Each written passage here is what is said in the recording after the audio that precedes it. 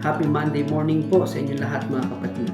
Salamat po sa Panginoon sa panibagong sanlinggo muli na pinagkakaloob niya sa atin upang tayo ay muling makapamuhay ng isang mapayapa sa pamagitan ng kanyang habag at biyaya.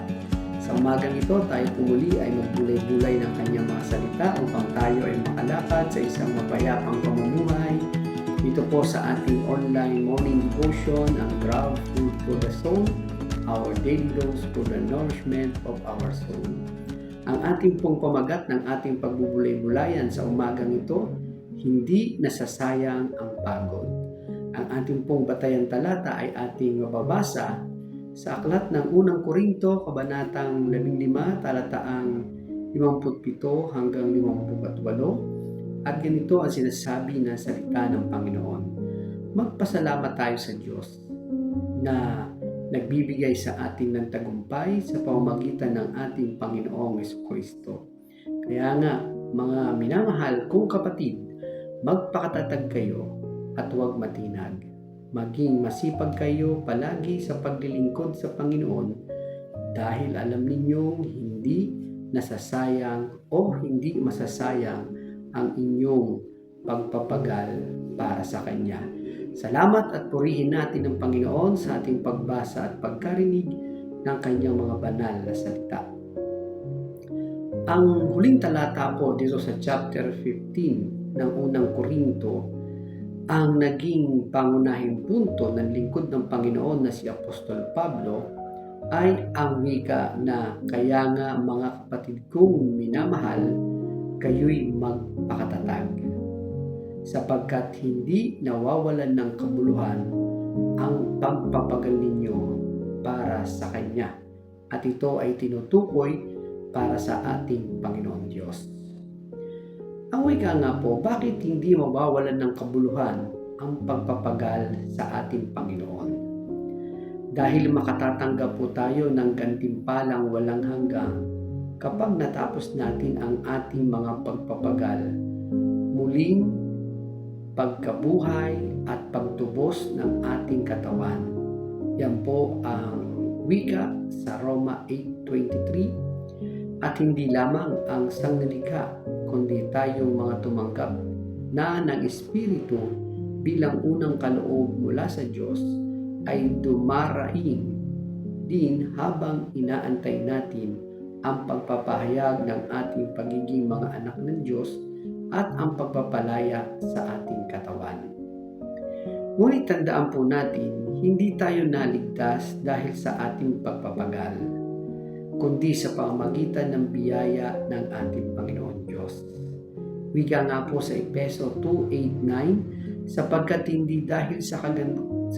dahil sa kagandahang loob ng Panginoon Diyos, kayo ay naligtas sa pamamagitan ng pananampalataya.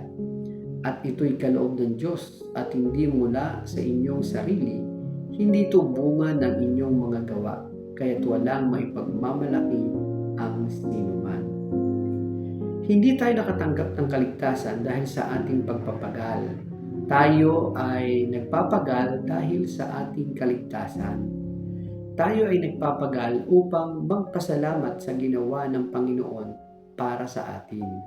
At ang ating gantimpala ay naghihintay sa kaharian ng ating Panginoon Diyos. Kaya nga po yung encourage ni Apostol Pablo na huwag matitinag, huwag tayong mawawalan ng pag-asa, huwag tayong mapuspos sa paghihirap o pagdurusa maging sa pag-uusi. Dahil walang makadadaig sa atin, maging ang kamatayan. Kaya ang sabi po sa Romans 8:35-39, sino ang makapaghihiwalay sa pag-ibig ni Kristo? Ang kaguluhan kaya, ang kapigatian, pag-uusig, pagkagutom, kahirapan, panganib o kamatayan. Ayon sa nasusulat, dahil sa inyong buong araw kaming pinapatay, turing nila sa amin mga tupang kakatayin lamang. Hindi sa lahat ng mga ito tayo'y lalong higit pang magtatagumpay sa pamamagitan niya na nagmamahal sa atin, sapagkat natitiyak kong walang makapaghihiwalay sa atin sa kanyang pag-ibig. Kahit ang kamatayan o ang buhay, ang mga anghel o ang mga pamunuan at mga kapangyarihan, ang kasalukuyan o ang hinaharap, ang kataas-taasan o ang kalaliman o alinmang nilalang ay hindi makapaghihiwalay sa atin sa pag-ibig ng Diyos na ipinagkaloob sa atin sa pamamagitan ni Kristo na ating Panginoon. Salamat at purihin natin ang ating Panginoon Diyos sapagkat binigyan tayo ng kalakasan na tayo ay hindi dapat magpagapi sa anumang mga bagay na pwedeng makapagpalugmok sa atin, sapagkat ang pag-ibig ng Diyos ay hindi kayang pigilan ng anumang mga bagay na nabanggit dito sa ating talatang binasa sa Romans 8:35-39. Kaya naman po mga minamahal na kapatid at mga kaibigan, ang wika po, ang lahat ng ating mga pagpapagal ay mayroong kabuluhan sa Panginoon. Maaring ikaw ngayon ay napapagod, maaring ikaw ngayon ay umaharap sa iba't ibang uri ng pagsubok, hamon ng buhay, At maaring may mga ginagawa ka ng mga paglilingkod sa Panginoon, maging sa kapwa, na sa iyong pakiramdam ay parang nababaliwala o hindi nabibigyan ng pansin. Ang wika po, ang lahat ng ating mga pagpapagal ay mayroong kabuluhan sa ating Panginoon. Paano po tayo makapagpapatuloy sa ating paglilingkod sa kabila ng iba't ibang mga pagsubok, problema o hamon ng buhay na katulad ng ating mga nabanggit? Ang wika nga, how long will you continue to follow Christ? Hanggang kailan ka susunod kay Kristo? Na maaring ikaw ay nakadarama ng panlulumo, pagkadismaya sa iyong pamumuhay sa kabila ng iyong ginagawa na pagsunod at paglingkod sa ating Panginoon. Ang mga susunod ko pong babanggitin ay makakatulong sa atin upang tayo ay lalong makakuha ng kalakasan, upang tayo ay magpatuloy sa ating mga paglilingkod. At ang lahat ng ito ay hindi sa ating makapagdulot ng paghinto. Sa halip ito ay lalo tayong magpatuloy sa ating paglilingkod sapagkat hindi nasasayang ang ating mga pagpapagal o pagkapagod. Number 1 po, enjoy the people around us. Sabi po sa Philippians 1:3-4, nagpapasalamat ako sa aking Diyos tuwing naaalala ko kayo. Ako'y nagagalak tuwing ako'y nananalangin para sa inyong lahat. Ang mga taong nasa paligid natin ay kaloob ng Panginoon Diyos, kung paanong tayo rin naman ay kaloob ng ating Panginoon Diyos para sa iba. Hindi aksidenteng nakilala natin ang isa't isa. Ang mga taong nakapaligid sa atin ay naging bahagi ng ating buhay upang tayo ay lumago at gayon din naman sila sa atin. Kaya ating pasalamatan at samantalahin ang mga pagkakataon na maging masaya tayo na mayroong mga tao sa ating paligid na nakapagbibigay sa atin ng kalakasan. Pangalawa po, enjoy the work we are doing. Hindi sayang ang pagod kapag ginagawa tayo o may ginagawa tayo para sa Panginoon Diyos.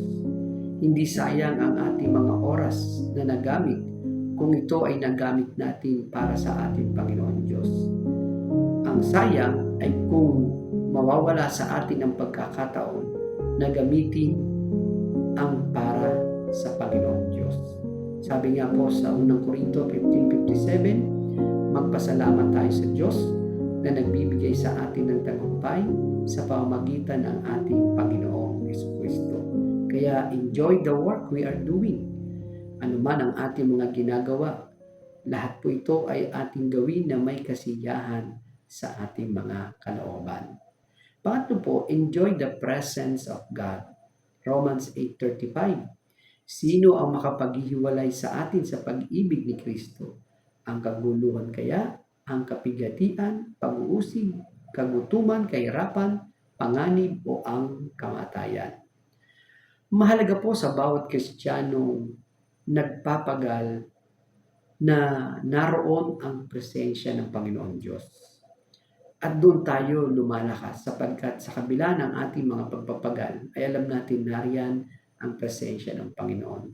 Tandaan po natin na ang Diyos ay kumikilos sa atin sa pamamagitan natin, kasama natin, at kung tayo gumagawa para sa Diyos, walang sayang na pagod sapagkat ang lahat ay may kabuluhan, ang lahat ay may merito sa harapan ng Panginoon Diyos.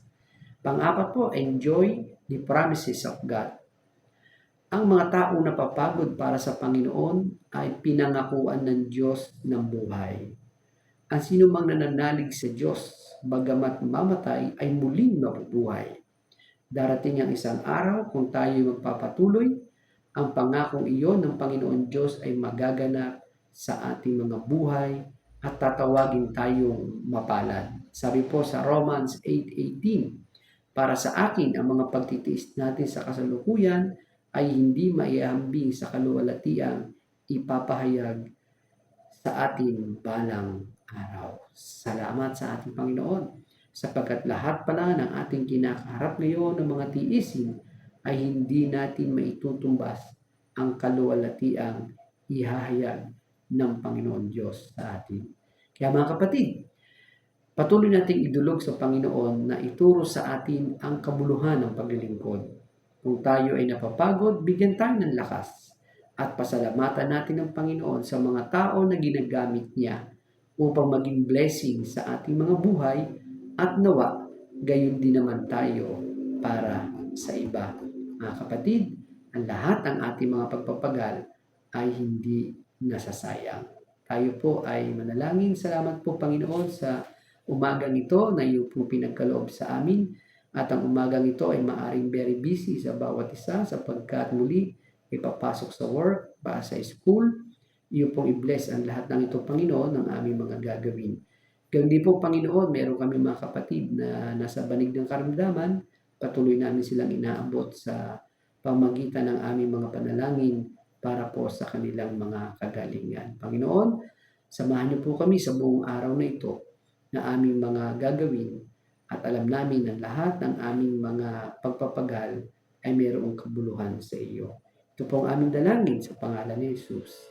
Amen. Papuri at pasasalamat sa Panginoon. Salamat po sa inyong pagsama sa aking pagbubulay-bulay ng kanyang mga salita. A friendly reminder po sa bawat isa. Be Christ-like in your workplace today. Mayo